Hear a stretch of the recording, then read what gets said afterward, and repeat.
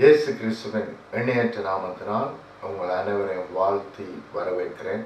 கர்த்தர் நல்லவர். இன்றைய நாளிலும் உங்களுக்கு நன்மை செய்கிறவராய் எங்கள் மத்தியிலே இருக்கிறார். ஆமென். இன்றைய நாளிலே உயிர்த்தெழுதலின் வல்லமையை குறித்து நாங்கள் தியானிக்க இருக்கிறோம். அந்த உயிர்த்தெழுதலின் வல்லமை நீங்கள் எப்பேற்பட்ட சிச்சுவேஷனில் இருந்தாலும் சரி, எப்பேற்பட்ட சூழ்நிலையில் நீங்கள் இருந்தாலும் சரி, அது பரிபூரணமாய் உயிர்த்தெழ பண்ணுகிறதாய், வெற்றி சிறக்க பண்ணுகிறதாய், இன்றைக்கும் அந்த வல்லமை உங்கள் மத்தியிலே, என்னுடைய மத்தியிலே கிரியை செய்கிறதாய் இருக்கிறது. ஏனென்றால் இயேசு கிறிஸ்து நேற்று என்றும் என்றும் மாறாதவராய் இருக்கிறார்.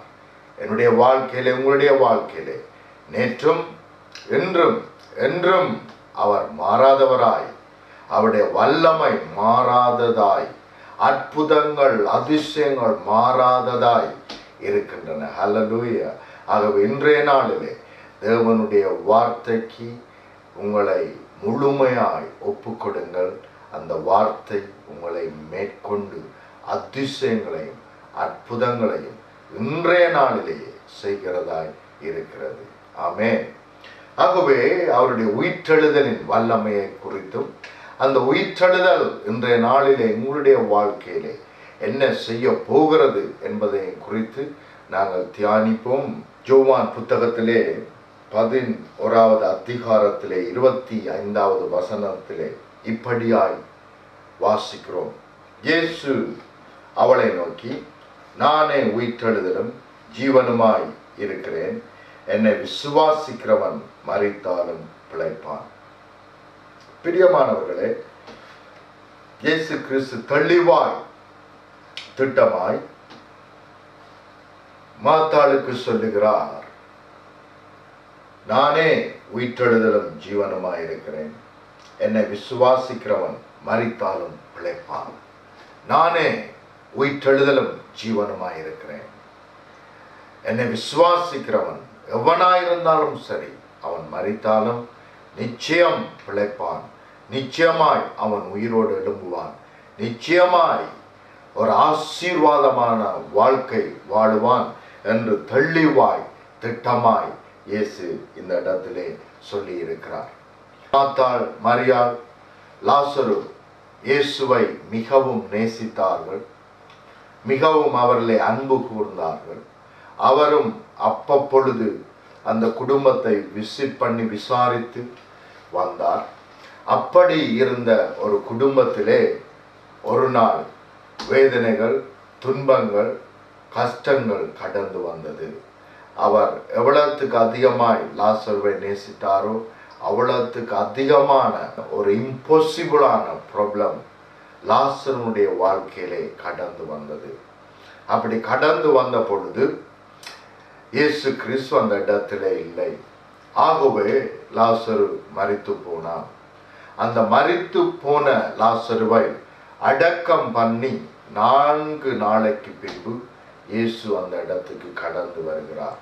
எந்த ஒரு நம்பிக்கையும் இல்லாமல், எல்லா நம்பிக்கையும் இழந்து போன ஒரு சூழ்நிலையிலே அவர்கள் இருக்கும் பொழுது, கண்ணீர் விட்டு கொண்டு இருக்கும் பொழுது, இனிமேல் இந்த பிரச்சனையிலிருந்து எங்களுக்கு தீர்வு இல்லை, இந்த பிரச்சனையிலிருந்து எங்களுக்கு விடிவு இல்லை, இந்த வேதனை துன்பத்திலிருந்து எங்களை ஒரு பொழுதும் யாருமே மீட்க முடியாது என்று அவர்கள் கண்ணீரோடு இருக்கிற வேளையிலே இயேசு அந்த இடத்துக்கு கடந்து வருகிறார்.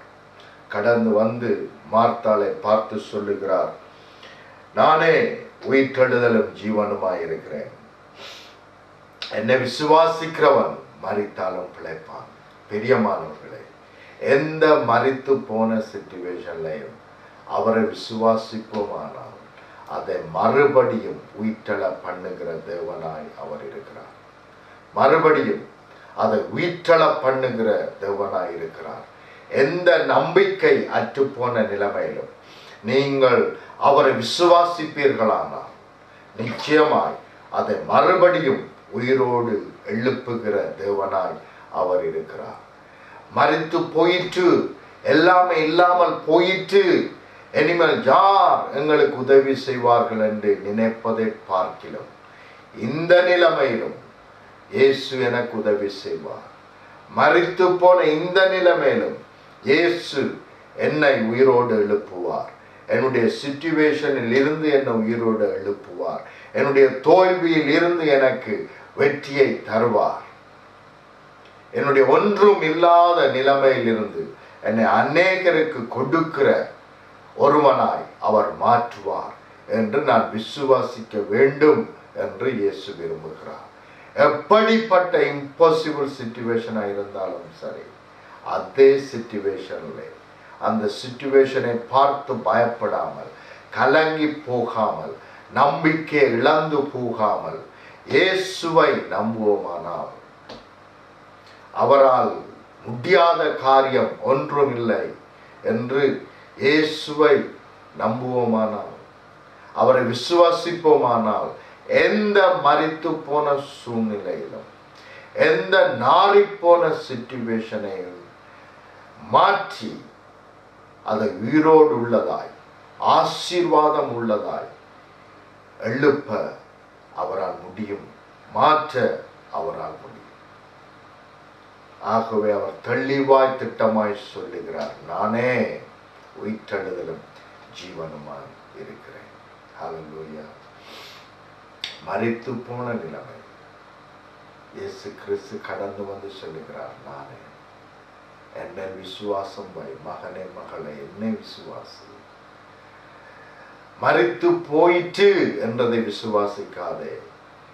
எல்லாவற்றையும் இழந்து போனேன், இனிமேல் யாராலும் இதை மீடு கட்ட முடியாது, மீட்டு தர முடியாது என்று விசுவாசிப்பதை பார்க்கிறேன். இயேசு கிறிஸ்துவின் மேல் உன்னுடைய விசுவாசத்தை வைப்பாயான இந்த சூழ்நிலையிலும் இயேசு எனக்கு உதவி செய்வார் என்று நானும் நீங்கள் விசுவாசிப்போமாக நிச்சயமாக தேவனுடைய மகிமையை காணும். ஹல்லேலூயா. டாக்டரால் கைவிடப்பட்டவர்கள் 3 மணி நேரம் மாத்திரம் உயிரோடு இருப்பார்கள் என்று டாக்டர் சொல்லியிருந்தார். அதே இடத்திலே நான் கடந்து சென்று அவர்களுக்காக ஜெபித்தேன். நிச்சயமாய் இயேசு உங்களுக்காக மரித்தபடியினால் நீங்கள் மரிக்கிறதில்லை. அவருடைய உயிர்த்தெழுதலின் வல்லமை இப்பொழுதே உங்களை உயிர்த்தெழ பண்ணுகிறது என்று சொல்லி நான் ஜெபித்தேன். அதே இடத்திலே தேவன் அற்புதத்தை செய்தார். ஹல்லேலூயா. இயேசு நேற்றும் இன்றும் என்றும் மாறாதவராயிருக்கிறார். நேற்றைக்கு அற்புதம் செய்திருப்பார், ஆனால் இன்றைக்கும் அதே போல அற்புதங்களை செய்கிறவர். இன்றைக்கும் மாத்திரமல்ல, நாளைக்கும் இதே போல அற்புதங்களையும் அதிசயங்களையும் செய்கிற தேவனாய் எங்களுடைய வாழ்க்கையிலே கடந்து வந்திருக்கிறார். ஹல்லேலூயா.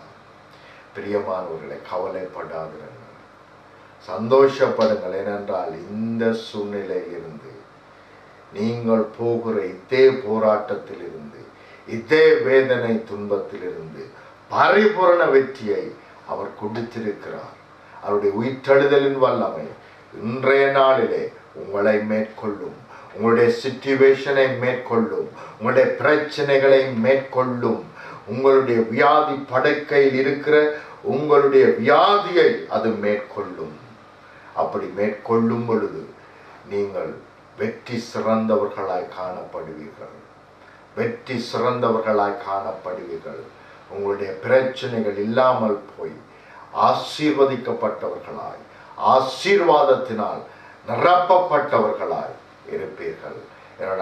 ஏனென்றால் அவருடைய வல்லமை உங்களை உயிர்த்தெழ பண்ணும்படிக்கு, உங்களுடைய வாழ்க்கையை, உங்களுடைய சரீரத்தை உயிர்த்தெழ பண்ணும்படிக்கு கடந்து வந்திருக்கிறது. ஹல்லேலூயா. இன்றைய நாளிலே அந்த அற்புதத்தை நீங்கள் காண்பீர்கள். தேவன் பொய் சொல்ல அவர் மனிதன் அல்ல, மனம் மாற அவர் மனு புத்திரனும் அல்ல.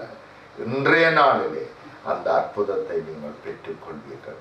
அற்புதத்தின் தேவன், அதிசயத்தை செய்கிற தேவன், உங்களை நேசிக்கிற தேவன், உங்களிடத்திலிருந்து எதையும் எதிர்பார்க்காமல், எந்த ஒரு கண்டிஷனும் இல்லாமல் உங்களை நேசிக்கிற ஒரு தேவன் உண்டு. அவர்தான் இயேசு கிறிஸ்து. உங்களை அவர் நேசிக்கிறார்.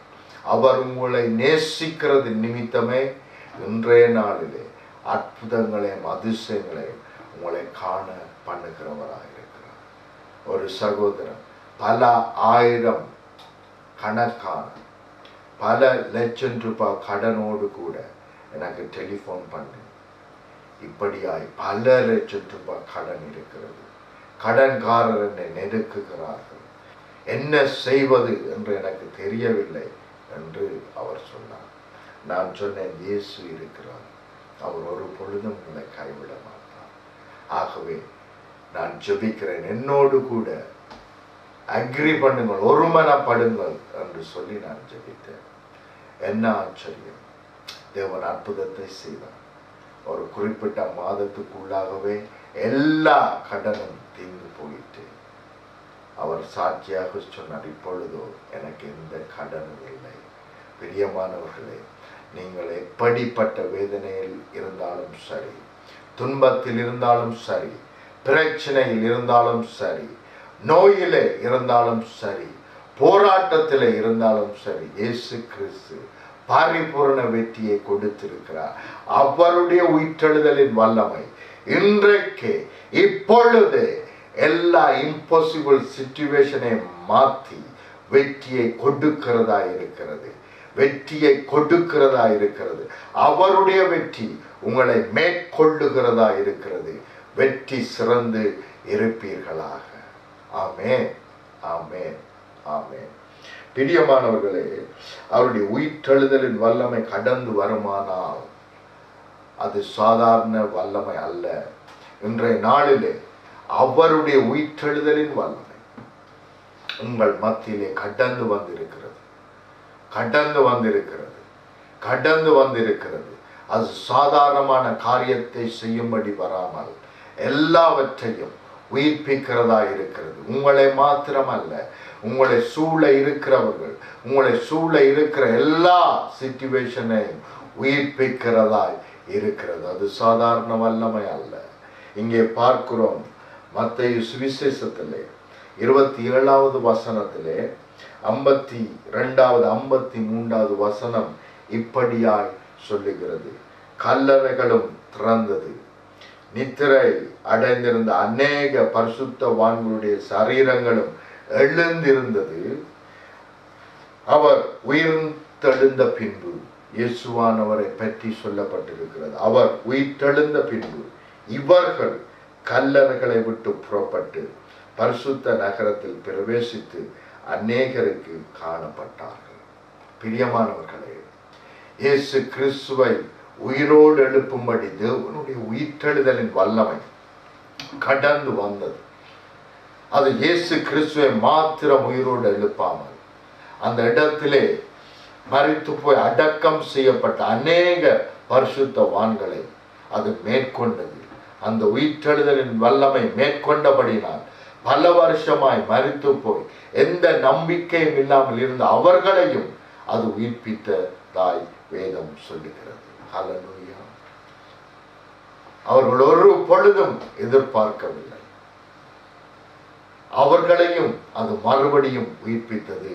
அவர்கள் உயிரோடு எழுந்தவர்களாய் மறுபடியும் அவர்களுடைய நகரத்துக்கு கடந்து சென்றார்கள். தேவனுக்கு மகிமை உண்டாவதாக. இன்றைய நாளிலே அவருடைய உயிர்த்தெழுதலின் வல்லமை உங்களை மாத்திரமல்ல, உங்களுடைய சூழ்நிலைகளை மாத்திரமல்ல, உங்களை சூழ இருக்கிற எல்லாவற்றையும் உயிர்ப்பிக்கிறதா இருக்கிறது. ஹல்லேலூயா!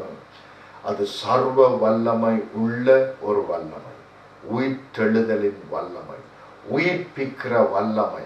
எந்த இம்பாசிபிள் சிச்சுவேஷன் இருந்தும் உங்களை என்னை உயிர்ப்பிக்கிற வல்லமையாய் இருக்கிறது. ஹல்லேலூயா! ஆகவே கவலைப்படாதிருங்கள். எந்த பெரிய பிரச்சனையா இருந்தாலும் சரி, எவ்வளவு பெரிதாய் உங்களை சேலஞ்ச் பண்ணுகிறதா இருந்தாலும் சரி, அல்லது மரித்து போய் பல வருடங்களான பிரச்சனையா இருந்தாலும் சரி, இனிமேல் எனக்கு இந்த பிரச்சனைக்கு எந்த தீர்வும் இல்லை என்று நீங்கள் நினைத்திருந்தாலும் சரி, இன்றைய நாளிலே அவருடைய உயிர்த்தெழுதலின் வல்லமை மறுபடியும் எல்லாவற்றையும் உயிரோடு எழுப்புகிறதாய் வெற்றி சிறக்கிறதாய் இருக்கிறது. ஹல்லேலூயா. இன்றைய நாளிலே பரிபூர்ண வெற்றியை நீங்கள் பெற்றுக் கொள்ளுகிறவர்களாய் இருக்கிறீர்கள். ஆமென். இப்பொழுது நான் ஜெபிக்கிறேன். என்னோடு கூட ஒருமனப்படுங்கள். அப்பொழுது தேவனுடைய வல்லமை உங்களை மேற்கொள்ளுகிறதாய் இருக்கிறது. அன்பின் பிதாவே, இந்த வேளைக்காக உமக்கு நன்றி. உம்முடைய குமாரனை உயிர்ப்பிக்கும்படி கடந்து வந்த அதே வல்லமை இப்பொழுது இந்த செய்தியை கேட்கிற ஒவ்வொருவருடைய வாழ்க்கையையும், ஒவ்வொருடைய வாழ்க்கையில் இருக்கிற பிரச்சனையையும், ஒவ்வொருவருடைய சரீரத்தையும் மேற்கொள்ளுவதாக, உயிர்த்தெழ பண்ணுவதாக, எல்லா விதத்திலும் உயிர்த்தெழுதல் உண்டாயிருப்பதாக, எல்லா ஏரியாவிலும் உயிர்த்தெழுதல் உண்டாயிருப்பதாக, இயேசு கிறிஸ்துவின் சர்வ வல்லமை உள்ள நாமத்தினால் உம்முடைய பிள்ளைகள் எல்லா விதத்திலும் வெற்றி சிறந்திருப்பார்களாக. சர்வ வல்லமை உள்ள இயேசுவின் நாமத்தினால் ஜீவனுள்ள பிதாவே. ஆமென், ஆமென், ஆமென். பிரியமானவர்களே, கர்த்தர் எல்லா விதத்திலும் உங்களுக்கு வெற்றியை கொடுத்திருக்கிறார். அவருடைய உயிர்த்தெழுதலின் வல்லமை உங்களை மேற்கொண்டிருக்கிறது. உங்களுடைய சிச்சுவேஷனை மேற்கொண்டிருக்கிறது. படுக்கையில் இருக்கிற உங்களுடைய சரீரத்தை அது மேற்கொண்டிருக்கிறது. அவருடைய நன்மையிலே, அவருடைய சுகத்திலே, அவருடைய சமாதானத்திலே, அவருடைய சந்தோஷத்திலே, அவருடைய வெற்றியிலே பலகி பெறுங்கள். இயேசு உங்களை பரிபூரணமாய் ஆசீர்வதித்திருக்கிறார். ஆமென், ஆமென், ஆமென்.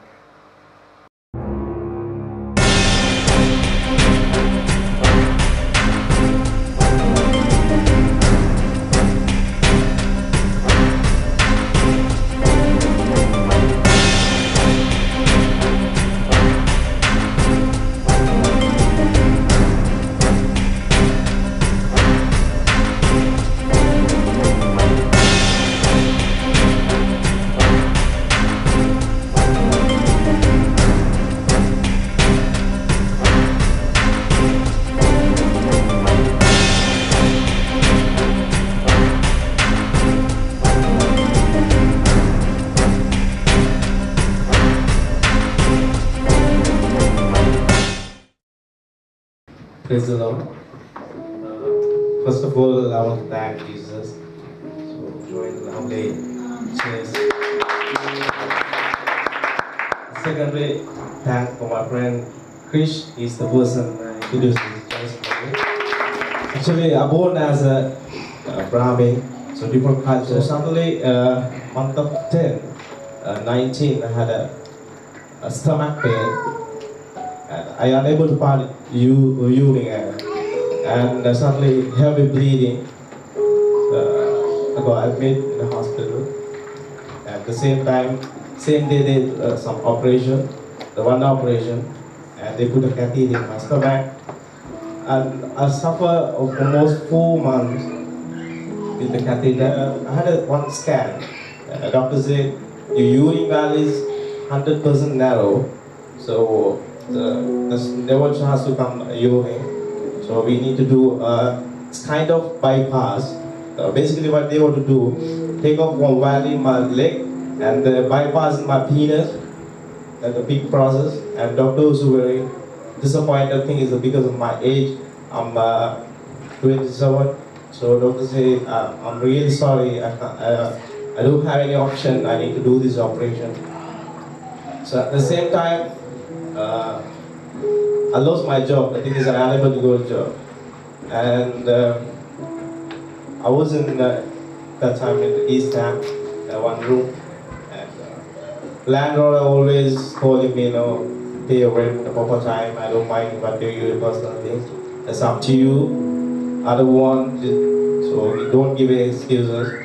My wife pregnant at the moment, and kids as well. Continuously 1 week we don't have food. It's horrible. She's pregnant as well, so I'm trying every day. To be honest, continuously, my wife, she eats 3 times only bread, to be frank. Continually I go work, and every day is heavy bleeding. So I don't worry about that thing is I need to look after my wife. I don't want to give an excuse my baby. Continues once a week, continues with 1 week, and suddenly Friday, I unable to work and the bleeding as well. So I keep my hand like this, and a big wound is there. I come King Cross station. Suddenly I seen Krish. I asked Krish, can you recognize? He's laughing, but I know he can't recognize me. I said that I'm Ganesh. Alright, okay, fine. What's happened? So my face never like that. He knows me. We work together in Sri Lanka in the pharmaceutical industry. So couple of years. So he said, what's happened? I said, I had this type of problem, so I'm very critical situation.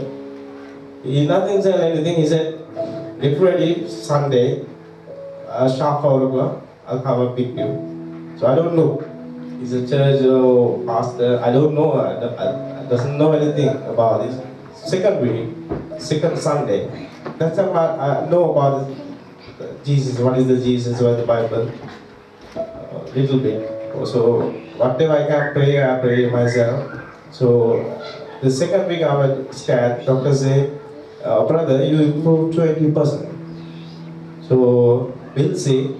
I need to wait another couple of months, so we'll see in the future what's happening. So again, within one month, so I had another scan. Doctor say, brother, you recover almost 70%. We don't want to do operation at all. Thank God. Thank Jesus. Same time, I called pastor say, my landlord give trouble for me. I don't have a stay to play. So he said, within 1 hour I'll come and pick you. You ready? Okay, I've already my stuff and all. And he bring me Ramesh brothers home. Thank you so much, Ram.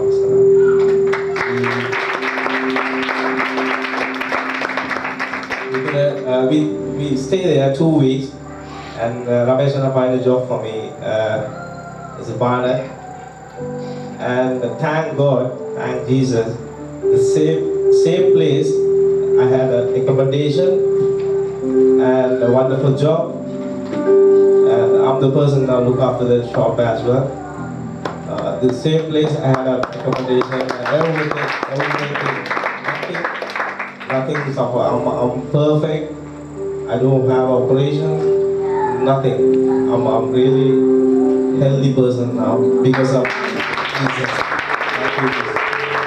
And at the same time, I like to thank my wife. She sacrificed her life. Thanks so much for allowing us.